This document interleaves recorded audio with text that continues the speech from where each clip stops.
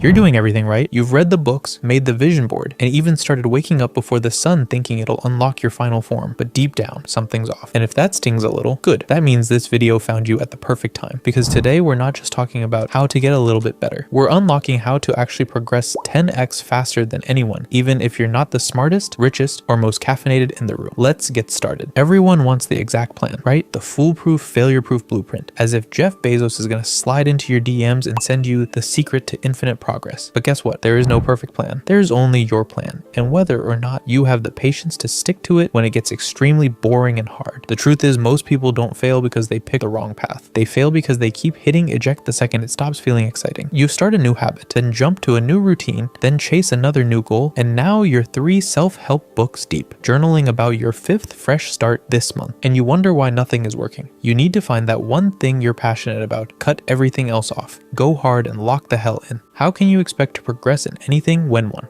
You don't even dedicate enough time to one thing, and 2, you're trying to work on 3 things at once. We live in a scroll culture, not just on our phones, but in our goals. Every new idea looks shinier than the grind you're in now. And just like Netflix, we spend more time browsing than watching the damn movie. Except in real life, that indecision costs you time, energy, and a version of yourself you'll never meet unless you actually commit. You need to pick a path and walk it. Yes, it'll get messy. Yes, you'll want to quit. But that's the difference between people who look like they're progressing and people who actually are. Because the ones who win don't have the perfect strategy. They just made peace with the mess and kept going anyway. Part 2.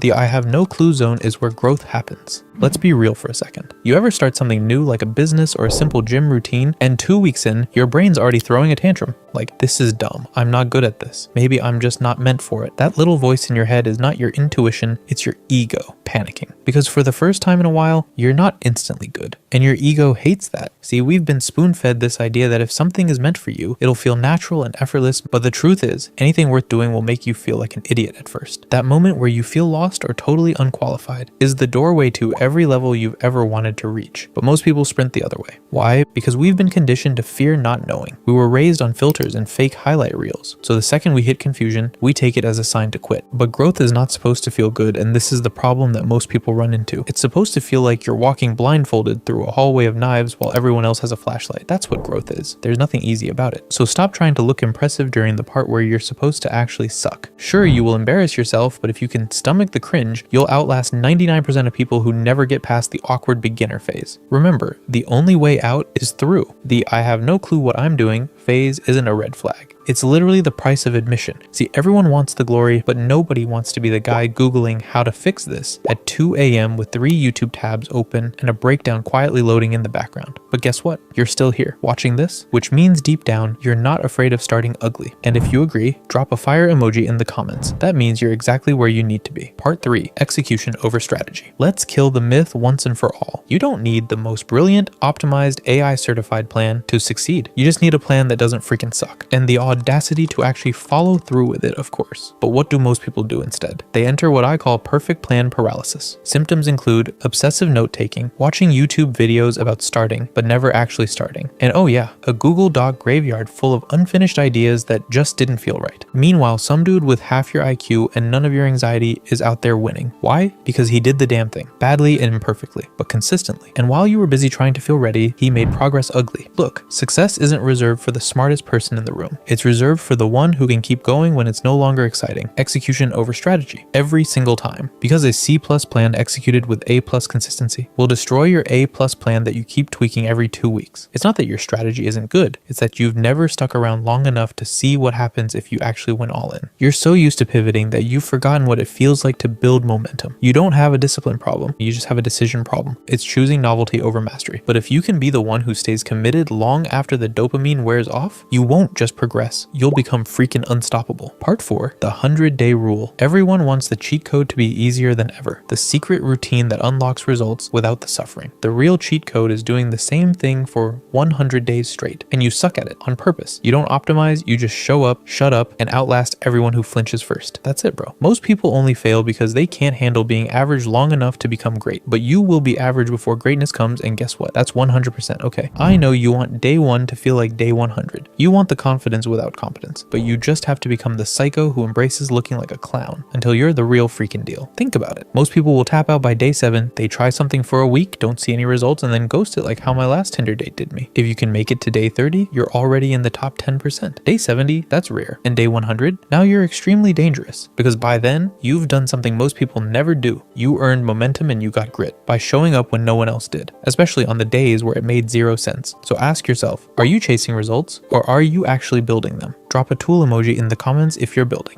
Okay, let's simplify everything we just talked about into something you can actually use. Start by doing the one thing you already know works. Stop collecting strategies like Pokemon cards. You haven't mastered the last idea you fell in love with, so stop swiping right on new ones like you're dating your goals. Keep showing up, especially when motivation leaves your body. Just follow through and keep pushing. The goal isn't to find a perfect path, it's to stop running from discomfort and start building traction with it. Now, if you're still thinking, yeah, but what if I'm just not talented enough? Cool. Let me show you exactly why that excuse is about to get obliterated. Talent will get your foot in the door. Obsession kicks the door off the hinges and redecorates the room. We've been brainwashed to think natural ability separates winners. Nope. The fastest progress happens when the thing you're working on isn't just something you do. It's who you are. Whether you're building a business, a skill, or your dream physique, you can't fake obsession. It's just not possible. And if you're leading a team, stop hiring based on resumes and LinkedIn lies. Start looking at what people really do when no one's watching. Ask them and yourself, what do I do in my spare time when no one's grading me or paying me? If the answer isn't tied to the life you're trying to build, that's your red flag. Embrace the suck and stick to your path, even when it's silent and slow, because the progress that looks sudden to the world is usually the result of 100 silent days of showing up. If this video gave you exactly what you needed to hear, then make sure to leave a like and hit that subscribe button.